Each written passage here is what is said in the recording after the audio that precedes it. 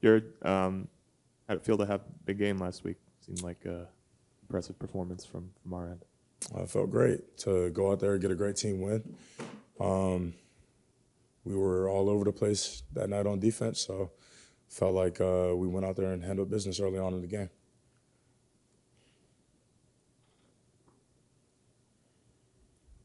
Over this past month, what have you seen this from y'all's group, but the defense as a whole, kind of turn that corner since Alabama?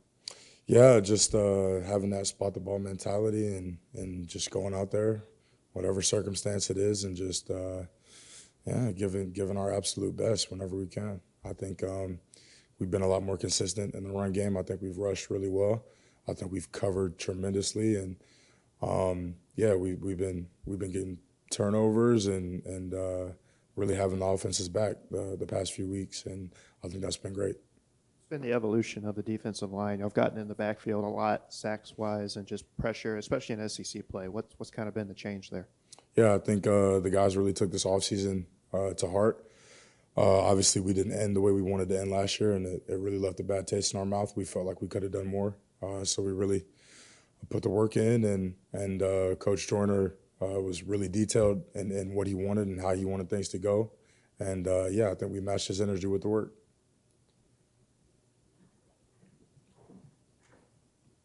We just heard Lane talk a lot about their defense, but just talk about their offense and what you see from them so far. They got a good team. They're good on the perimeter. They got a really good running back core. So, it'll be it's the same as we've been facing all year. Past 2 years since I've been here, it's the SEC. Everybody's got players. Everybody's got dudes. So we try to take the mindset of it's more about us and what we do and what we're not, willing to give them. And that's the mindset we're taking into this week of preparation. And how much film do you guys watch, I guess, after a win and you're trying to turn the next page? Like, you guys had a pretty dominant performance. How much film did you guys rewatch and trying to recreate that, I guess, this week? Hours. I mean, we watch film every day of the week, morning, come back in the afternoon, watch practice, prepare for the next day. So, yeah, no, film's obviously a big part of it. And the success of last week has nothing to do with this week. So, we were trying to take the same level of preparation into every week. The defense has been able to string together a few really good performances back-to-back. Do you feel kind of like y'all are gaining some momentum on that side of the ball and gaining confidence? And what's that do for you? Yeah, absolutely. I think we go out there and exude confidence. We celebrate together. And yeah, man, we just we want to keep rolling. It's I'm not a big believer in momentum. I think you just go out there and play how you practice and do all the things you prepare to do. We watch tape, we visualize, and we put ourselves in these positions to make these plays, and we're not shocked when we go out there and make them. So really excited to keep things rolling with the guys. I think you're in the exact same spot that y'all were this time last year, record-wise and everything. Is that something that comes up within the locker room with team leaders of, hey, we're right where we were a year ago, and, y'all preached we're a different team this year? Is that kind of mentality you discussed? Yeah, we're obviously we're conscious of the past, but right now we got a whole room full of different guys on both sides of the ball, and less on offense, but especially defensively, the room is chock full of different guys from last year. So, the mindset is 2023 and what we can do to keep rolling. We got some big opponents coming up. Texas A&M is in the forefront right now, and so. We're just focused on going 1-0 this week.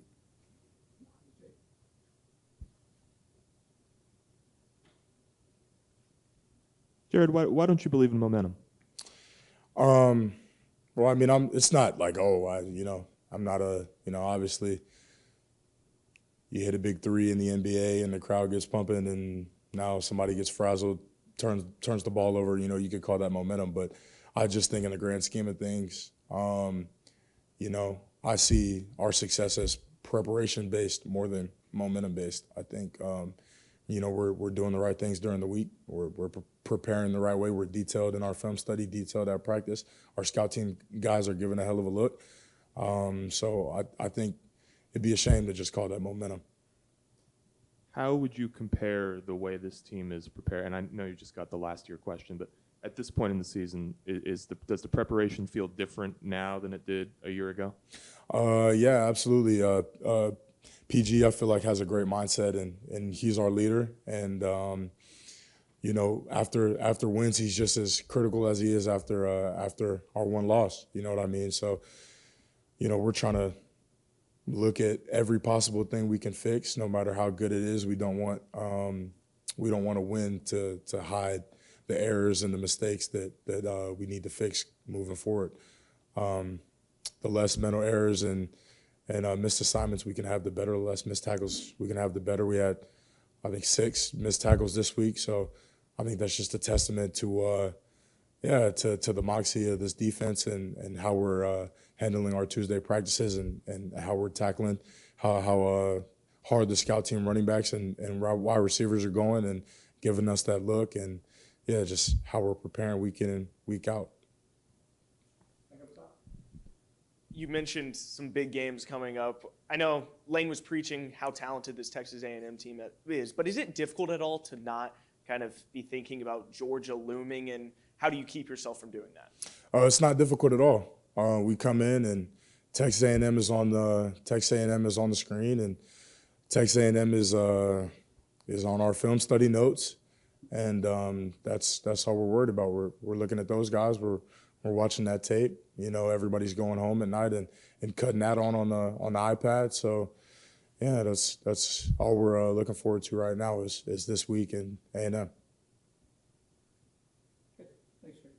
Thank you, guys.